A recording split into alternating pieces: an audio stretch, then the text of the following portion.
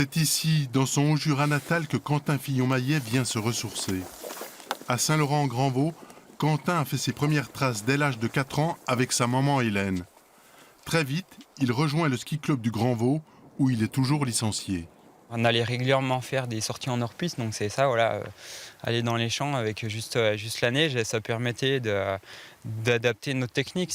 On n'a pas une piste bien propre, bien dure, il faut s'adapter parce qu'il y a des bosses, des trous, la neige un peu plus haute, un peu plus basse, et donc ça permettait de nous faire progresser tout en s'amusant, et donc voilà, je refais ça encore presque 20 ans après mes premiers débuts, donc c'est un peu un retour aux sources. Presque 20 ans après, il remporte sa première Coupe du Monde. La consécration, enfin. Monté à 12 reprises sur le podium, mais jamais tout en haut. Là, c'est le dernier tiers.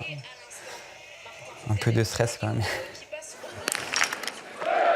Avec un 20 sur 20 au tir et une course parfaite, le Jurassien fait désormais partie du Gotha mondial de la discipline.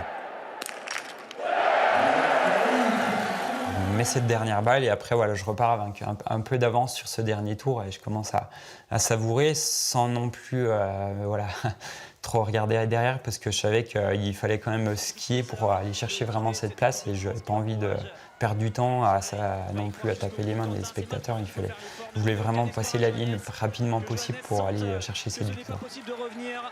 Apprécié de tous pour sa gentillesse et son humilité, il est aussi reconnu pour sa grande force. Et à 26 ans, il ne compte pas en rester là. Mais le gros objectif, ce sera les championnats du monde où voilà, jusqu'à présent, j'ai beaucoup de médailles, dont une victoire sur la Coupe du Monde. Maintenant, j'aimerais aller chercher une médaille d'or sur les championnats du monde, que ce soit en relais et en individuel, bien sûr. Avant de repartir en fin de semaine pour le Canada puis les États-Unis, Quentin Fillon-Maillet sera fêté ce soir par sa famille et les amis dans ses terres du Haut-Jura.